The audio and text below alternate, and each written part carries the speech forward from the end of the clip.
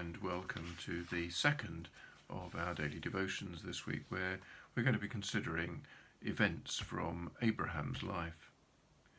Yesterday we considered something of the historical background to Abraham's life, and today we come to the event that marks Abraham out as such a central figure in salvation's history. Yesterday we saw how around 4,000 years ago Abraham had set off from Ur of the Chaldeans, a great city which was at the time located at the mouth of the river Euphrates, but which is now several miles inland, and journeyed up the valley of the Euphrates en route to, originally the plan was to go to Canaan. That vast caravan was made up of Abraham and Sarai, who were still childless at the time, together with Abraham's father Terah, his nephew Lot, and their families, flocks, herds and servants. Terah's original plan had been to travel to Canaan, but having reached Haran in modern-day Turkey, Terah decided to settle there, and it was there that he died at the ripe old age of 205.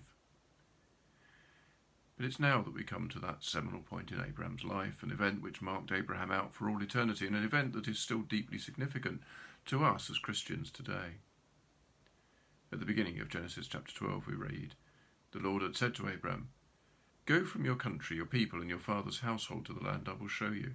I'll make you into a great nation, and I'll bless you. I'll make your name great, and you will be a blessing. I'll bless those who bless you, and whoever curses you I will curse, and all peoples on earth will be blessed through you.'" The Lord, meaning Yahweh when written in capitals as it is here, commanded Abram to leave his land, his people, his father's household, and to travel to an unknown land where God promised he would bless him and make him into a great nation. The Bible doesn't tell us anything about how this command came from God to Abraham, whether it was some simple single revelation or whether it happened over a period of time, but none of that's any matter to us here. Not for the last time. The Lord, Yahweh, wanted to test Abraham's obedience, to test his faith. To leave your country, your people, and your father's household was to leave behind everything that made you who you were. In almost all the genealogies we have in the Old Testament, the genealogy is traced down the father's line. To leave your father's household was to leave behind who you were. God was calling on Abraham to leave behind everything that would have made him who he was, to follow God to somewhere that Abraham had no idea where it was. God's promise might have struck Abraham as a bit hollow too, if not even incredible. "I'll make you into a great nation. I will bless you," God promises. Abraham was 75, Sarai a bit younger, but both were well past normal childbearing age, and now here was God promising to make Abraham into a great nation, implying direct descendants. How was that to happen? And then, just as we don't know how the command came to Abraham, we don't know how quickly Abraham's response came. Did he procrastinate? Did he try to deny God's call? Did he think of all the reasons why God couldn't possibly be calling him? Or did Abraham hear and respond immediately? God's call was one thing, but what of that promise? Could God really be serious when both he and Sarai remained barren and any hope of a child of their own seemed ridiculous? Yet Abraham's response, whenever it came, was unequivocal. As we read in verse 4 of Genesis chapter 12, "So Abraham went as the Lord had told him, and Lot went with him. Abraham was 75 years old when he set out from Haran. He took his wife Sarah, his nephew Lot, all the possessions they had accumulated, and the people they'd acquired in Haran. And they set out for the land of Canaan, and they arrived there." Abraham's faith is commented on by the writer of the letter to the Hebrews in chapter 11 and verse 8, where we read that, "By faith Abraham, when called to go to a place he would later receive as inheritance, obeyed and went, even though he didn't know where he was going.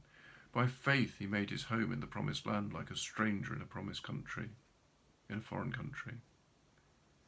Abraham heard God's call, and Abraham responded to it by faith. It wasn't a leap into the dark, rather it was a leap into the light, for it was founded on God's word and on God's promises. God led Abraham ultimately to the land of Canaan and would go on to make good his promise of descendants who ultimately would indeed be as numerous as the stars in the sky and as the sand on the seashore. Abraham stepped out in faith and was blessed by God. As we shall discover, God willing, the path wasn't simple or straightforward, and reassuringly to me at least, Abraham got it spectacularly wrong on occasions when he tried to do things his way rather than God's way. So if such a man as Abraham can get it wrong, there is hope for me yet. The challenge for each of us as we reflect on this account is, are we listening Are we listening for God calling us? And if we hear God's call, are we responding obediently, or are we trying to think up all the reasons under the sun why God couldn't possibly be speaking to us, couldn't possibly be calling us to go and do something, maybe not something as dramatic as to leave behind the land where you'd grown up, to leave behind your family and set off to somewhere, an unknown place somewhere in the world. Might be something much smaller than that, but are we listening to God's call? As Christians, as Paul puts it in his second letter to the Corinthians, we live by faith, not sight. Yet we have the privilege of living in the shadow of the cross, where God has made known the extent of his love for each and every one of us. Are we prepared to accept by faith Christ's saving work on the cross? I'm very much looking forward to when we can meet again in church and sing God's praises, remind one another of the promises that are ours, promises included in the words of the song, "We will stand as children of the promise. We will fix our eyes on him, our soul's reward, till the race is finished and the work is done. We'll walk by faith and not by sight." Amen.